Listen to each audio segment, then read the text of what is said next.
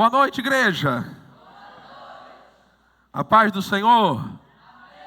Amém, amém, amém. Então, tá bom. Pergunte para quem está do seu lado assim, está tudo bem com você?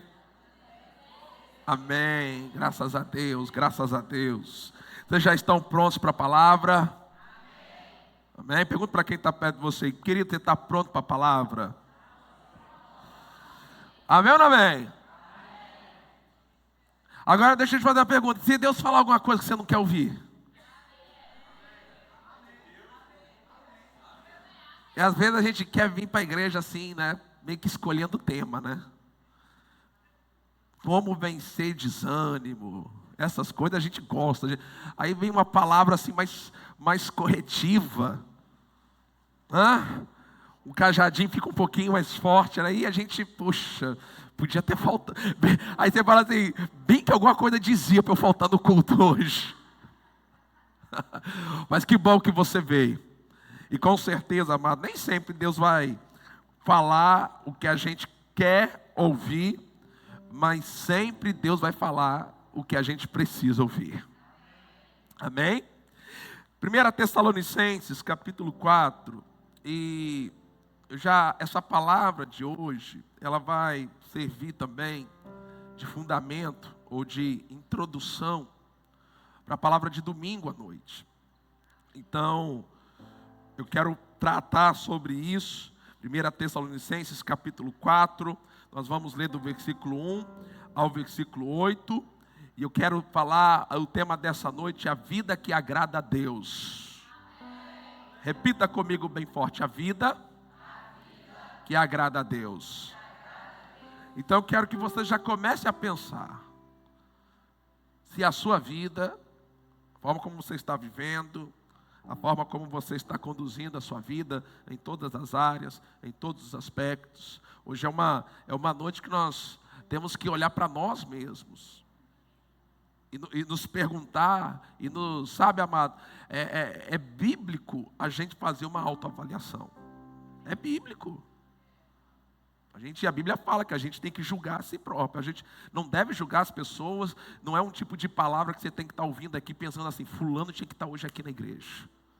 Isso é muito feio. Você está aqui, Deus sabia que você estaria aqui. Então essa palavra é para mim, é para você, é para nós. Amém ou não amém? Então, enquanto a gente está aqui hoje meditando na palavra, permita que o Espírito Santo aplique isso no teu coração. E 1 Tessalonicenses capítulo 4, a partir do versículo 1, eu quero ler até o versículo 8, diz assim: finalmente, irmãos, pedimos a vocês e os exortamos no Senhor Jesus, que assim como aprenderam de nós, olha só essa expressão, a maneira como devem viver e agradar a Deus. Olha só, a maneira como devem viver. Deixa eu lhe dizer algo, o dia que você recebeu Jesus como o Senhor da sua vida, quem já recebeu Jesus como o Senhor da sua vida? Amém? Aquele dia, não é você mais que escolhe como você quer viver. Você não é dono da sua vida. Jesus é o dono da sua vida. Diga assim, Jesus é o dono da minha vida. Então ele fala sobre uma maneira que foi ensinada que a gente deve viver e agradar a Deus. Então, amado, deixa eu dizer algo para você. Deus é um Deus de padrão. Deus tem um padrão de qualidade. E sabe, para Deus, não tem essa história de, tá bom. Não, Deus ele estabeleceu um padrão. Ele deixou esse padrão registrado na palavra. Deus não vai diminuir o padrão para atender a mim, a você. Deus não vai quebrar o meu galho. Deus não vai quebrar o seu galho. Então o que você tem que fazer? Você tem que se corrigir e ir para o padrão que Deus já estabeleceu para você. Alguém recebe aqui?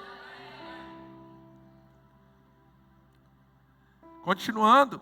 A maneira como devem viver e agradar a Deus, e efetivamente, olha essa coisa boa, efetivamente estão fazendo. Aí ele diz assim, vocês continuem progredindo cada vez mais. Então, existe a possibilidade, eu não posso, amado, ficar estacionado na minha vida. com Deus. A Bíblia fala sobre progresso, crescimento, gente. Então, eu e você, nós devemos estar nos esforçando para crescer, para o crescimento. Meu irmão, você tem que estar crescendo, sabe? Você tem que fechar 2024, fazer uma avaliação quando você chegar lá no dia 31 de dezembro de 2024 e que você olhar todo ano e você chegar à conclusão: rapaz, esse ano eu cresci em Deus. Não estou no mesmo lugar, não estou no mesmo patamar. Houve crescimento. Sabe, a gente não está competindo. Eu não estou competindo para ver se eu cresço mais que você cresce mais. Não é isso. Cada um de nós tem uma velocidade, de nós tem uma jornada em Deus, em Cristo Jesus. Mas o fato é que a gente tem que crescer. Então ele fala sobre progredindo cada vez mais. Sempre existe um ponto, ouça isso. Sempre existe um ponto que eu e você podemos crescer. Sempre tem alguma coisa em mim, sempre tem alguma coisa em você, que Deus quer ver um pouco mais de crescimento. Sempre existe alguma área que a gente pode romper. Versículo 2. Porque vocês sabem quantas instruções demos a vocês da parte do Senhor Jesus.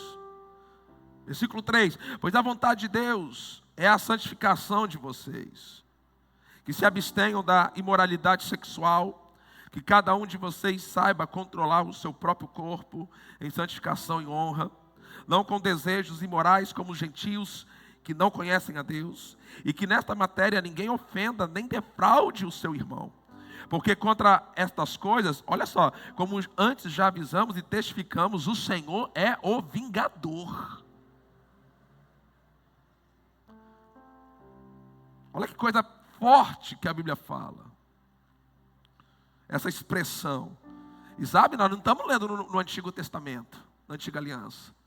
Nós estamos lendo na Nova Aliança. Então, gente, pega isso. Paulo está falando, inspirado pelo Espírito Santo, para a igreja, para crente. Ele não está falando para o pecador que está lá no mundo, perdido. Ele está falando para o crente, que é cheio do Espírito Santo, tudo isso. Ele está falando, existe um tipo de comportamento que Deus vai se vingar. Que Deus não vai tolerar, não. E aí, continuando, versículo 7. Pois Deus não nos chamou para a impureza, e sim para a santificação. Portanto, quem rejeita essas coisas, quem rejeita essas instruções, não rejeita uma pessoa, mas rejeita Deus, que também dá o seu Espírito Santo a vocês. Você pode dizer amém? Pai, nós estamos diante da Tua palavra, ela é viva, ela é poderosa, ela é eficaz. E eu creio, Pai, que o poderoso Espírito Santo já está aqui trabalhando nas nossas vidas para aplicar essa palavra em nossos corações. Coloca na minha boca, Pai, uma palavra inspirada e vai aplicando em cada um de nós, em nome de Jesus. Amém. Eu quero destacar com vocês, mais uma vez, o versículo 1. Que diz que finalmente, irmãos, pedimos a vocês e os exortamos no Senhor Jesus, que assim como aprenderam de nós, a maneira como devem viver, fala bem forte, a maneira como devem viver. Não, um pouco mais forte, diga, a maneira como eu devo viver. Então vamos pensar um pouco aqui. Vamos refletir, vamos trazer aplicação para a nossa vida. Como é que a gente está vivendo? Como é que a gente está conduzindo? Agora é interessante, ouça, que a mensagem central do livro, né, da carta de Paulo a Tessalônica, 1 Tessalonicenses, a mensagem central é encorajar e instruir a igreja em Tessalônica a viver de maneira santa e fiel enquanto espera o retorno de Jesus.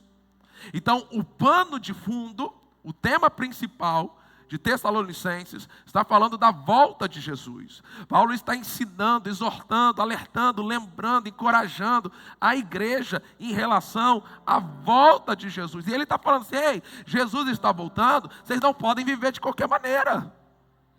Tem uma maneira certa. Tem uma maneira correta de se viver. Sabe, amado, e eu quero trazer isso para nós, porque eu quero te lembrar, Jesus está voltando. Jesus está voltando.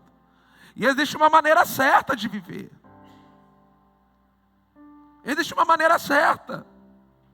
Existe uma maneira que agrada a Deus. Se existe uma maneira que agrada a Deus, é porque também existe uma maneira que não agrada. Então, eu não posso viver de qualquer jeito, de qualquer maneira, e só porque eu venho no culto, eu estou achando que está tudo bem com Deus. Está não, gente.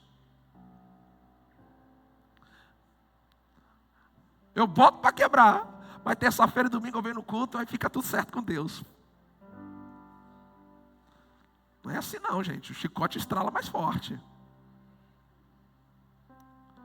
Então, é isso que ele está tratando. Da nossa maneira de viver, da nossa santidade, do nosso comportamento. De como que nós estamos vivendo quando o culto acaba. Como é que nós estamos vivendo quando não é dia de culto? Como é que nós estamos vivendo dentro da nossa casa? No nosso trabalho? E aqui, nos versículos que nós lemos, do versículo 1 ao versículo 8, ele destaca, principalmente, Paulo ele está trazendo, inspirado pelo Espírito Santo, ele está trazendo uma ênfase. Ele pega uma área da nossa vida e ele coloca os holofotes em cima dessa área. Ele coloca um destaque. Eu quero ler com você o versículo 3 do capítulo 4 de 1 Tessalonicenses, que fala assim: pois a vontade de Deus, olha só, a vontade de Deus é a santificação de vocês. Diga bem forte assim: a vontade de Deus, vamos, é a minha santificação. Sabe, eu gosto de dizer o seguinte: tem coisas que a Bíblia não fala, que você tem que orar para descobrir a vontade de Deus, que são aspectos da sua vida que não estão escritos na Bíblia, que você tem que orar, você tem que ter uma vida com Deus, para receber de Deus a instrução e a vontade dEle. Agora, o que a Bíblia claramente já fala que é a vontade dEle, você não precisa orar não, você precisa praticar.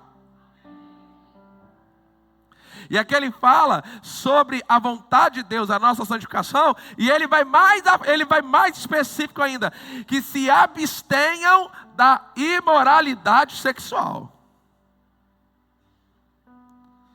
Então, Paulo está trazendo que para nós, para mim e para você, que dentro da maneira certa da gente viver, nós precisamos nos abster da imoralidade sexual. Nós precisamos ir na contramão desse mundo, porque o mundo vive um comportamento imoral na área do sexo. As pessoas trocam de parceiro sexual como troca de roupa. As pessoas vivem e sabe, isso é incentivado na televisão, isso é incentivado no Instagram, isso é incentivado pelos influencers digitais que estão influenciando essa nova geração nos seus comportamentos, porque eles olham para o estilo de vida deles. E é isso que eles querem viver. Mas a Bíblia diz, se a gente quer fazer a vontade de Deus, se a gente quer viver uma vida de santificação, nós temos que nos abster da imoralidade sexual. Nós temos que ter um padrão de santidade no que diz respeito a essa área da nossa vida. Sabe? E esse é um tema no Novo Testamento, nas epístolas de Paulo, que Paulo está sempre falando. Olha só, 1 Coríntios capítulo 6, o versículo 18, 1 Coríntios capítulo 6, o versículo 18, olha só o que está escrito aqui: fujam da imoralidade sexual. A Bíblia não diz para você resistir à imoralidade sexual. Ela não diz. Ela diz para você fugir, é algo que nós temos que fugir disso. Nós temos que ter a atitude de nos afastar disso. E ele diz por quê? Qualquer outro pecado que uma pessoa cometer é fora do corpo. Mas aquele que pratica imoralidade sexual peca contra o próprio corpo. Versículo 19, olha só o que diz. Avança para mim. Será que vocês não sabem que o corpo de vocês é santuário do Espírito Santo e que está em vocês e que receberam de Deus e que vocês não pertencem a vocês mesmos? Então esse negócio de meu corpo, minhas regras, para mim e para você não vale. O nosso corpo foi comprado pelo sangue de Jesus. Então esse corpo não é seu, é dele. Então são as regras dele. Nós não vamos pensar como o mundo. Pastor, meu corpo, minhas regras. Você entregou sua vida para Jesus, esse corpo já não é mais seu. Acabou. Esse corpo é dele. Olha só o próximo versículo. Versículo 20. Coloca para mim. 1 Coríntios 6, versículo 20. Porque vocês foram comprados. Ele pagou o preço para que esse corpo pertencesse a Ele.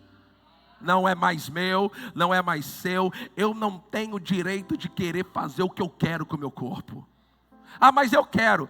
Não tem querer.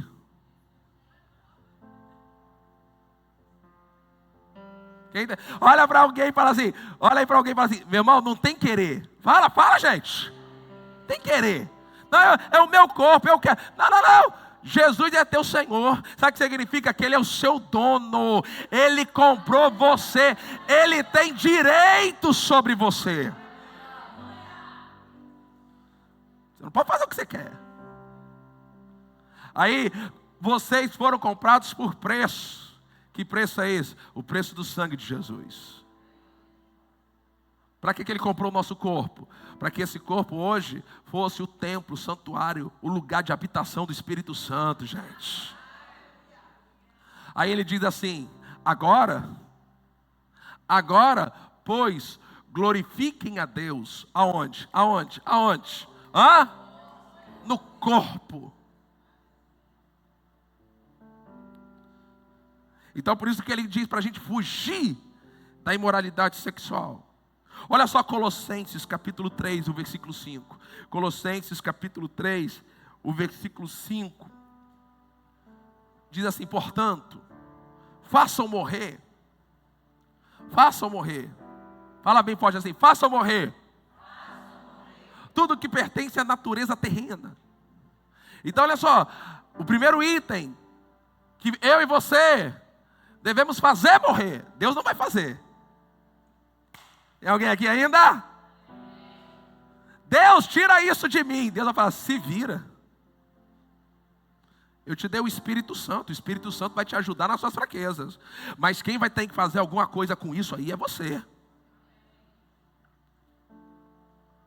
Portanto, façam morrer tudo que pertence à natureza terrena. Então, como é que você tem que lidar com os desejos da sua carne? Você tem que fazer morrer.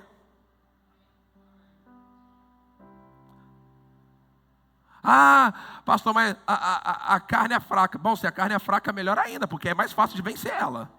O problema seria se a carne fosse forte. A imoralidade sexual, veja, pertence à natureza terrena, não pertence à natureza celestial. Quem vive de acordo com a natureza celestial não vai viver em imoralidade sexual, meu irmão, vai viver em pureza sexual. Cadê o amém agora aqui? A gente tem que falar sobre essas coisas na igreja também. Fazer morrer, que mais? A impureza, as paixões, os maus desejos. Ele está falando para crente. Por quê, amado? Porque ainda que você tenha nascido de novo, ainda que eu e você já temos nascido de novo, o nosso espírito foi recriado, temos o Espírito Santo dentro de nós, nós ainda estamos aqui, ó, nesse corpinho de carne, e quando a gente estiver aqui, nós vamos ter que mortificar essa carne, porque se a gente deixar a carne controlar a nossa vida, nós vamos ser controlados por essas características aí. Por exemplo, em Gálatas capítulo 5, o versículo 17, deixa eu conferir isso. Não, Gálatas 5, versículo 16 e 17. 16 e 17. Digam, porém, o seguinte: vivam no Espírito e jamais satisfarão o que, gente? Bem forte, vai. Os da carne. Então, fala bem forte assim: minha carne tem desejos. Fala assim: eu não quero, mas minha carne quer. Ué, pastor, como assim? Eu não quero, mas minha carne quer. Porque o seu eu verdadeiro não é esse corpo físico. O seu eu verdadeiro é o homem interior que está dentro dele. Aí o versículo 17 diz assim: porque a carne luta contra o Espírito, não é contra o Espírito Santo. A carne luta contra o Espírito recriado. E o Espírito recriado dentro de nós luta contra a carne. Porque são opostos entre si. É por isso que quando formos para o céu, ou pelo arrebatamento, ou se aqueles que partiram com o Senhor vão ressuscitar primeiro, nós vamos ter que receber um corpo novo. Nós vamos ter que receber um corpo novo. Esse corpo aqui, ele não pode herdar as coisas espirituais. Nós temos hoje o penhor do Espírito Santo. O que é o penhor? É a garantia, é a promessa de que aquilo que foi prometido, a nossa herança, vai ser liberada sobre nós. Mas a gente vai precisar de um corpo novo, porque esse corpo aqui não dá conta de viver na eternidade. Porque há uma luta, espírito e carne, porque são opostos entre si, para que vocês não façam o que querem. Próximo versículo, versículo 18. Mas, olha só, se são guiados pelo Espírito, vocês não estão debaixo da lei.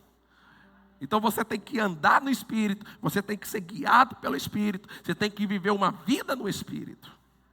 Agora voltando ali em Colossenses capítulo 3, do versículo 5, que diz: portanto, façam morrer tudo que pertence à natureza terrena, a imoralidade sexual, a impureza, as paixões, os maus desejos. Os maus desejos. A avareza, que é a idolatria. Então, eu li 1 Tessalonicenses 4, 3, 1 Coríntios 6, 18, Colossenses 3, 5. Todos esses textos, poderia citar mais, estão dizendo para a gente fugir da imoralidade sexual.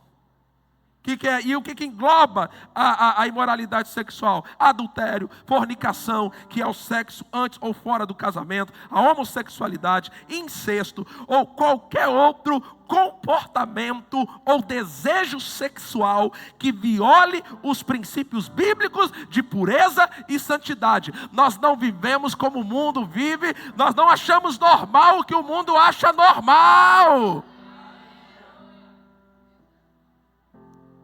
Nossa mente é renovada com a palavra, gente. A gente não se conforma com este mundo. A gente é crente.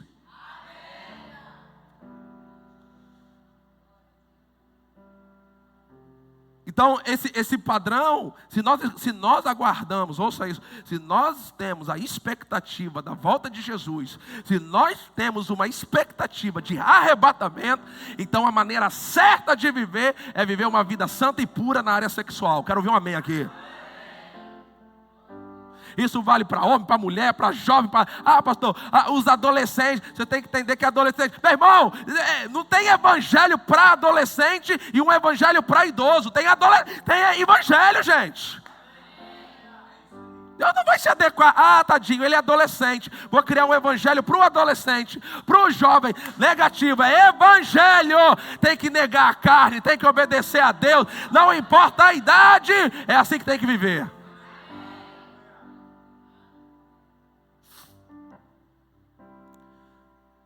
Então, se nós temos a expectativa, se nós estamos aqui aguardando o dia do arrebatamento e sermos arrebatados, porque é disso que o apóstolo Paulo está falando lá em 1 Tessalonicenses. Se você ler todo o livro, você vai ver que o contexto é esse: retorno de Jesus, a vinda do Senhor, o dia do Senhor, o arrebatamento. Ele está falando aí, então se vocês têm expectativa nisso, tem uma maneira certa de viver.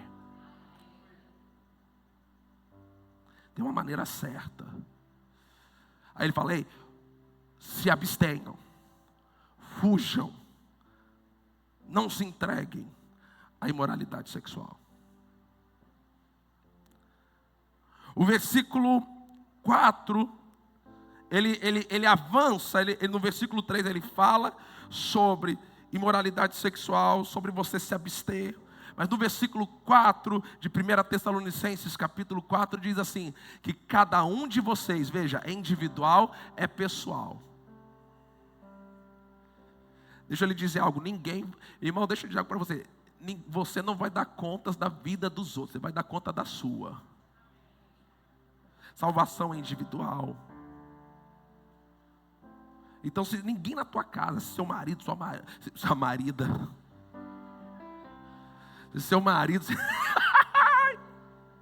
seu marido, sua esposa, ninguém quiser viver para Deus, viva você sozinho, irmão.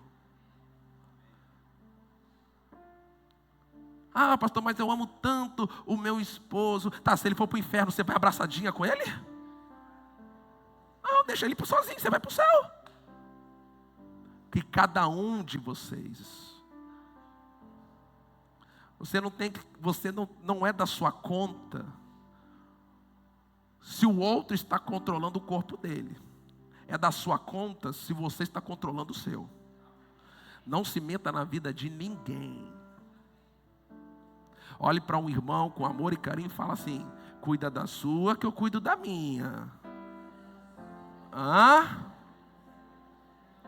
Okay. Porque você pode ouvir essa palavra, e decidir não obedecer. Sabe o que eu vou fazer? Nada.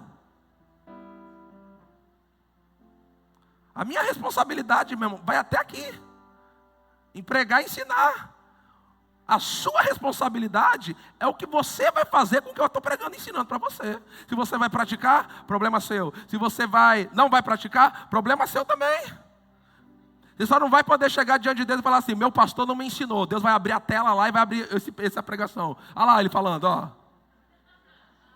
Aí vai pegar assim, vai colocar o foco em você. Você estava no culto. Então era melhor ter faltado. Aí Deus vai falar: não. Se você faltou, o pastor pregou, cadê você? Não estava. Se correr o bicho pega, se ficar o bicho come, irmão.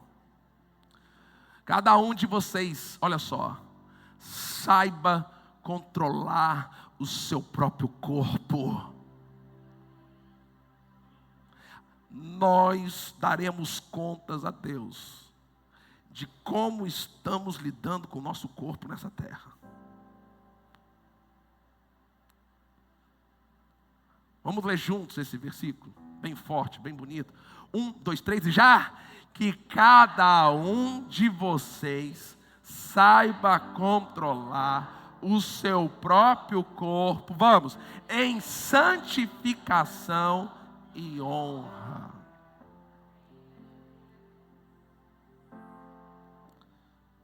Precisamos saber disso, controlar o nosso corpo. Olha só o que Paulo também fala em 1 Coríntios capítulo 9, o versículo 25. 1 Coríntios capítulo 9, o versículo 25, ele diz assim: todo atleta em tudo se domina.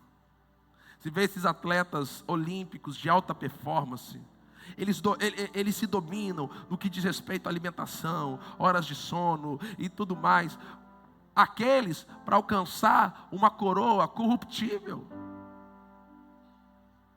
Nós, porém, a incorruptível. Agora veja, perceba que o recebimento da coroa está relacionado à sua capacidade de autodomínio.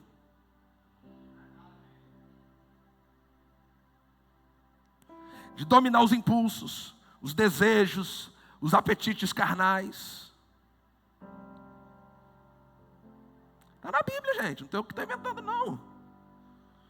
Então, olha só, nós temos que saber controlar o nosso corpo, dominar o nosso corpo. Temos que controlar qualquer forma de comportamento ou pensamento que corrompa a mente e o nosso corpo. Temos que saber controlar nossas emoções, nossos impulsos intensos que querem nos levar a perder o controle.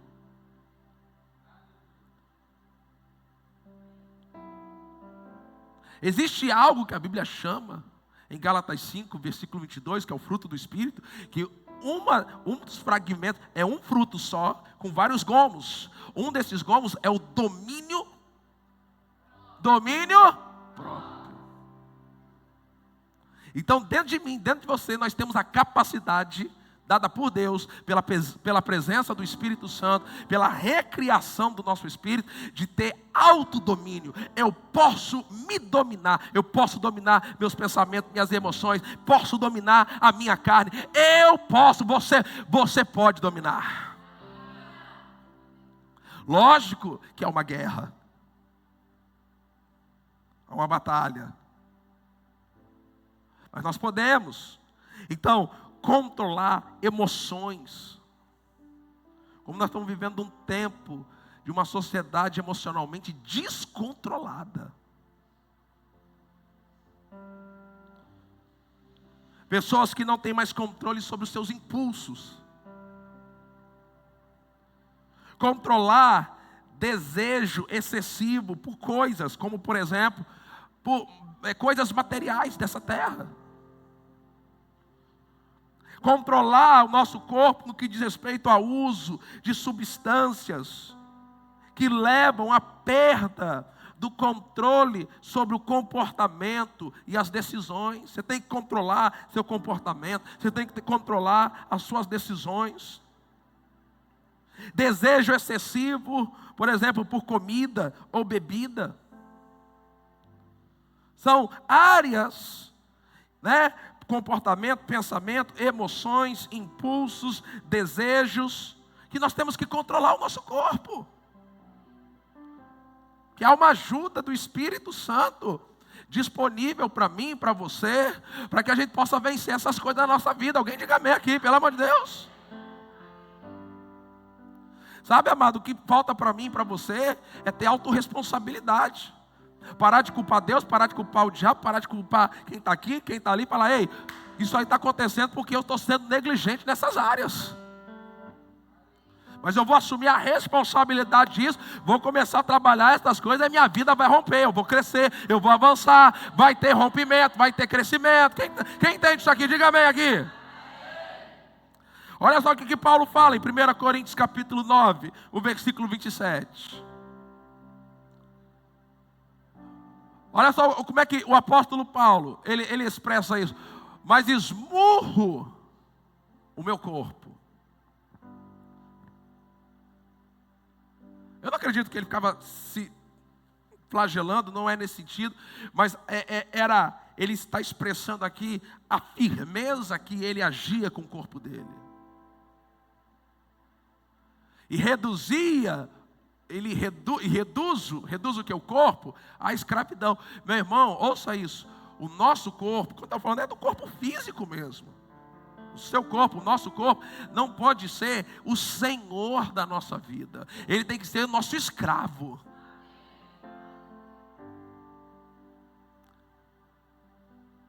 O homem interior, o homem recriado no seu íntimo, tem que ser capaz de reduzir o corpo à escravidão. Não quer, mas vai fazer porque eu quero. Não quero orar, vai orar porque eu quero orar.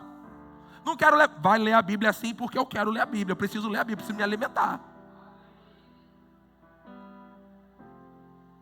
Aí por isso que a gente fica com esse negócio, eu não estou com vontade, eu não estou com vontade disso, eu estou desanimado, eu não estou com vontade de orar. Aí a gente fica, essa vida espiritual, que é uma montanha russa, porque nós deixamos o nosso corpo dizer quando é que eu vou orar, quando é que eu vou ler a Bíblia, quando é que eu vou na igreja, quando é que eu vou servir ao Senhor. Quando você diz, corpo, você está aqui para ser escravo, eu vou servir ao Senhor, eu vou ter comunhão com Deus, eu vou adorar o Senhor, eu vou ao culto, eu vou servir a Deus, você querendo ou não. É assim. Você está aqui para ser escravo desse espírito que nasceu de novo. Então, Paulo, ele diz, mas eu esmurro meu corpo, reduzo a escravidão, para que tendo pregado aos outros, não venha eu mesmo ser desqualificado. Se Paulo, que era Paulo, sabia que se não cuidasse da própria vida, corria o risco de ser desqualificado, deixa eu lhe dizer algo, quem está em pé, cuidado para que não caia.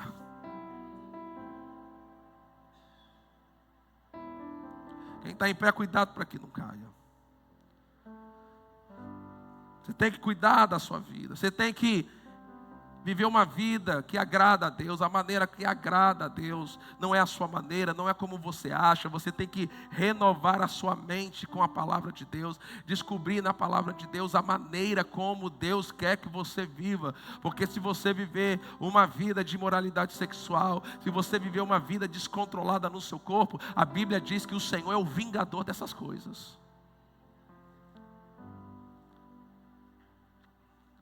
Agora, vamos lá, deixa eu mostrar alguns aspectos mais desse controle. Tiago capítulo 3, versículo 2, vai dizer que a gente tem uma área do nosso corpo que a gente tem que controlar, que é a língua. Porque todos tropeçamos em muitas coisas. Se alguém não tropeça no... Vamos, gente, me ajuda. Se alguém não tropeça no... Não, animado. Se alguém não tropeça no... É um indivíduo perfeito, ou um indivíduo maduro, né? Não é perfeito de que não tem falha, mas é perfeição de maturidade, capaz de refrear também todo o corpo. Olha só, se você controla a língua, você controla o seu corpo todo. A área número 1 que a gente tem que controlar, língua. Controle a língua. Você tem que trazer sua língua sob controle, sob domínio. Foi por isso quando o Espírito Santo desceu, e lá em Atos capítulo 2, e os crentes foram cheios do Espírito Santo, o primeiro órgão físico que o Espírito Santo pegou, foi o quê? Foi a mão? Foi o pé? Foi o quê, gente?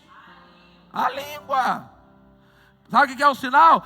De que quando o Espírito Santo chega na tua vida, a tua língua vai ficar debaixo do controle dele.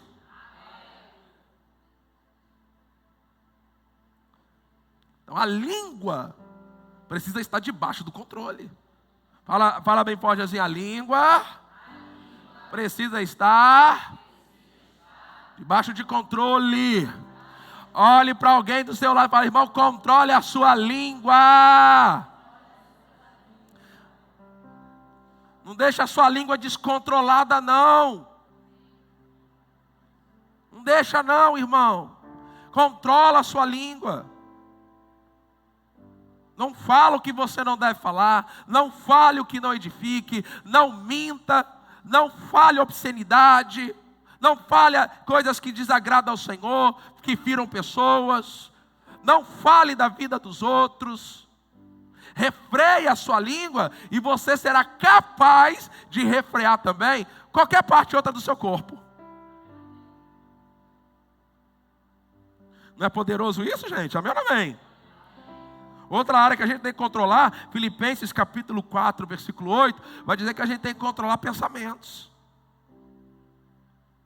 Finalmente, irmãos, tudo que é verdadeiro, tudo que é respeitável, tudo que é justo, tudo que é puro, tudo que é puro, tudo que é amável, tudo que é de boa fama, se há alguma virtude, se há algum louvor existe, seja isso que ocupe o pensamento de vocês, que significa que eu posso escolher no que eu vou pensar. Significa que eu posso rejeitar maus pensamentos. Significa que eu posso selecionar o que vai ficar dentro da minha mente. Você não pode impedir que um pensamento chegue, mas você pode impedir que ele permaneça. Quando um pensamento chega e que ele não deve permanecer, você abre a sua boca, fala a palavra, louva ao Senhor e ele vai embora. É assim que você muda os seus pensamentos. Então, amado, nós temos que controlar a maneira que agrada a Deus, nesse tempo que nós estamos vivendo, aguardando o arrebatamento da igreja, o retorno de Jesus. Isso inclui o quê? Se abster de imoralidade sexual, mas também saber controlar o corpo. E saber controlar o corpo vai incluir você controlar seu comportamento, seus pensamentos, suas emoções, seus impulsos, seus desejos, controlar sua língua, controlar o que você pensa. Isso tem que estar sob controle na sua vida. Agora, pastor, como é que eu chego lá? Porque pode parecer, irmãos, tão inatingível, inalcançável, mas deixa eu lhe dizer algo, se fosse inatingível, inalcançável, Deus não seria justo de padronizar isso para nós. O pecador, a pessoa que não nasceu de novo, é impossível ele conseguir esse padrão. Mas você nasceu de novo, seu espírito foi recriado. Agora dentro de você está o Espírito Santo. O Espírito Santo mora, habita dentro de você. Ele te ajuda por dentro, ele te ajuda nas suas fraquezas. Então a gente tem uma ajuda sobrenatural por dentro. Todos nós aqui temos uma área da nossa vida onde o calo aperta. Para um é uma coisa, para outra é outra, e para outra é outra coisa. Mas a verdade é que todos nós, sem exceção, todos que nasceram de novo, têm dentro de si a ajuda sobrenatural do poderoso Espírito Santo. E a Bíblia diz que Ele nos ajuda nas nossas fraquezas. Hebreus, por exemplo, capítulo 4, versículo 16, diz que a gente pode se chegar diante do trono com ousadia, para receber graça, para receber misericórdia, a fim de sermos ajudados em tempo oportuno. Então deixa eu lhe dizer algo, recebe isso em nome de Jesus. Existe graça, existe favor e existe ajuda sobrenatural para me socorrer e socorrer você. Vamos.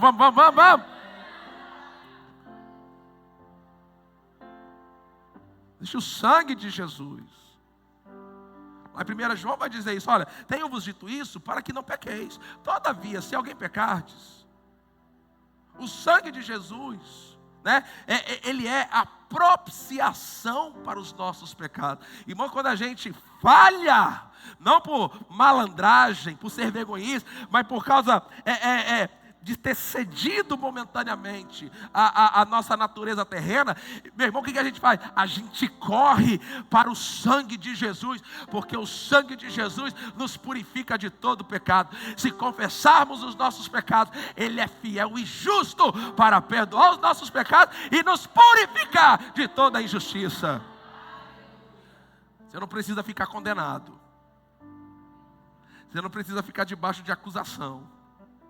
Existe um sangue que limpa, existe um sangue que socorre, que ajuda. Agora não use o sangue para você se acomodar a uma vida de carnalidade. A graça não é uma liberação para você pecar sem consequências. A graça é o poder de Deus que te liberta do poder do pecado.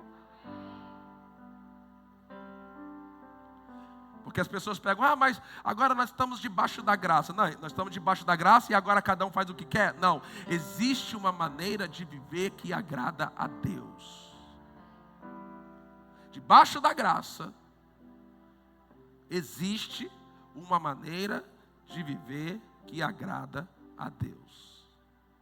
Deus não vai aceitar qualquer estilo de vida. Não é o que eu acho, o que eu gosto, o que é mais fácil para mim, ou o que você acha, gosta e é mais fácil para você. É o padrão que o próprio Deus já estabeleceu na sua palavra. Agora deixa eu mostrar algo para você, e eu já estou aqui encerrando. O Salmo 119, versículo 11. Olha só que coisa linda. Como é que a gente vai vencer? Como é que a gente vai se fortalecer para vencer os desejos da carne, viver da maneira que agrada a Deus? Salmos 119, versículo 11. Coloca aí para mim, por favor. Está em outro. Isso. Guardo a tua palavra no meu. O que é guardar a palavra no coração? É você meditar na palavra para ela entrar no teu espírito. Coração na Bíblia é espírito humano. Então, você quer vencer os desejos da carne, que todos nós temos, eu tenho, você tem. Ninguém aqui fala, não, eu não tenho não. Não, tem sim. Que conversa é essa? Você não morreu? Está vivo aqui? Está aqui dentro de um corpo físico, terreno, como é que você não tem desejos na carne? Agora, como é que a gente vai vencer? Guardando a palavra no coração. Tem que ter um estilo de vida, de meditação na palavra de Deus. Tem que ter a prática diária. de abrir esse livro e se alimentar. Irmão, cuidado, olha só. A luz de atenção tem que acender na nossa consciência quando passa muitos dias que a gente não nem pega na Bíblia. Passa 1, 2, 3 dias, você nem está meditando mais na palavra, já acorda na correria, atrasado, já sai. Ei. Guarde a palavra no coração para não pecar contra Deus. Então começa como? Com a palavra, uma vida de meditação na palavra. Você criando uma disciplina de todo dia, pare o seu tempo, abra a Bíblia, medite na palavra, permita Deus falar com você, te orientar, te instruir, te corrigir, te animar, te fortalecer também. A gente precisa disso também. Vai ter dia que Deus vai te dar uma palavra de ânimo para te levantar, e vai ter dia que Deus vai te corrigir na palavra. Tem dia que Deus vai chamar a sua atenção, a minha atenção. Faz parte, amém ou não amém, gente? Então, para a gente vencer, começa com a palavra. Meditação na palavra. E vamos ler a Bíblia. Meditar na Bíblia é o básico da vida cristã. Posso ouvir um amém aqui bem forte, bem forte. Você não está meditando na palavra, meu irmão, você não está crescendo em Deus. Não tem, irmão, mistério, alguma coisa, não. É o simples, é o feijão com arroz, Bíblia e oração. Fala bem forte assim, feijão com arroz. Bíblia e oração. Pronto.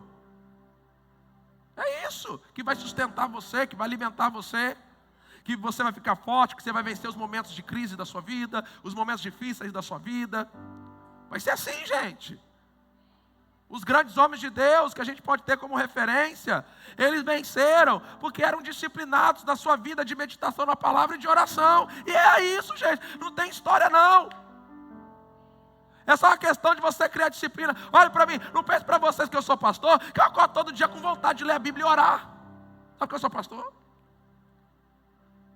Mas sabe o que eu fiz? Eu construí uma disciplina na minha vida. Com vontade ou sem vontade, vai ter que fazer. Você não faz só o que você tem vontade, faz? Não. Constrói uma disciplina. Constrói um horário.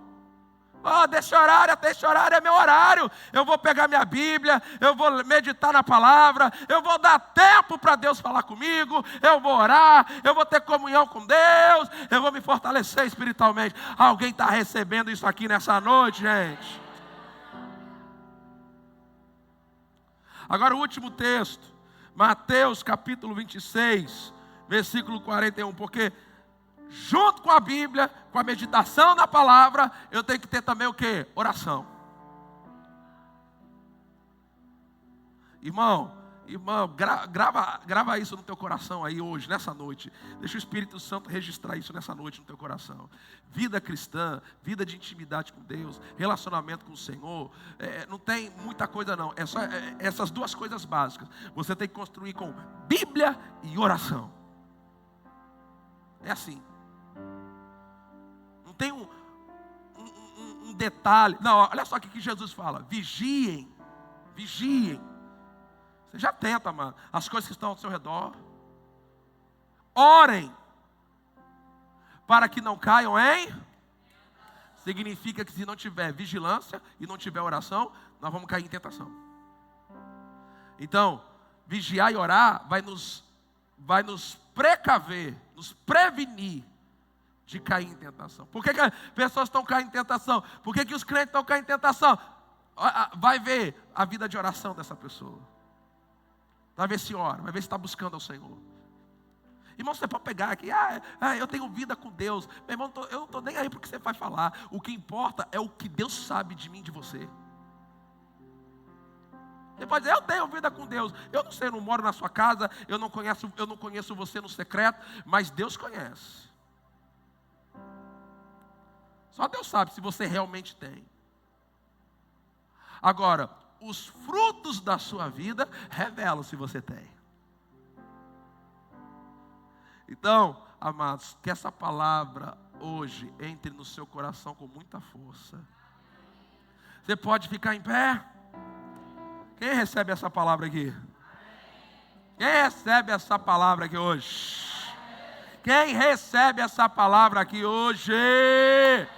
Fiquem em pé aí, fiquem em pé, todos aí, por favor.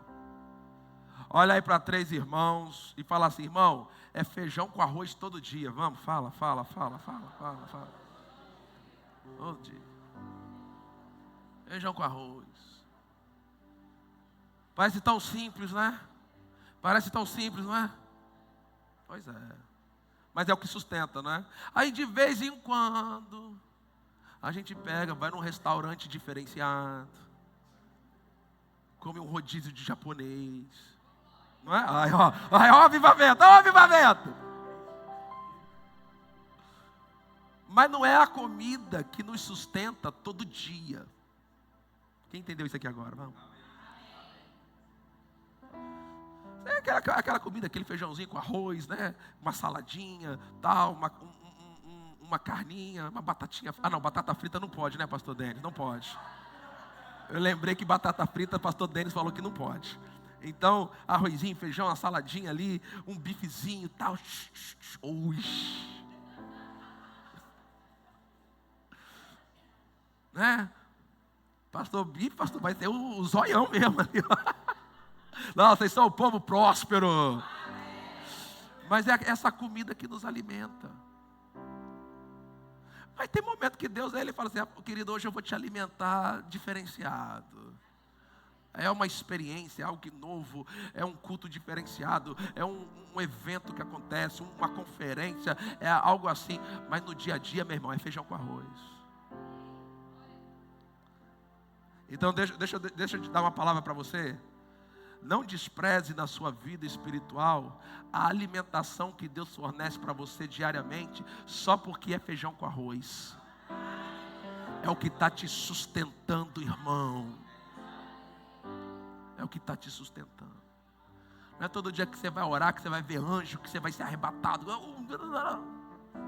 Pastor, quando você ora, que você lê a Bíblia, que você sente? Nada. Às vezes parece que tem uma coisa diferente ali acontecendo. Eu falei: Senhor, será que o anjo está batendo a asa? O que está acontecendo? Mas é de vez em quando, gente. Mas é essa prática, essa disciplina que vai trazer crescimento, vai te trazer força, vai te sustentar. Você vai ser um crente fortalecido. Você pode levantar suas mãos para dar ações de graças ao Senhor. Levante suas mãos, dê ações de graças ao Senhor, porque Ele é bom, porque a sua misericórdia dura para sempre.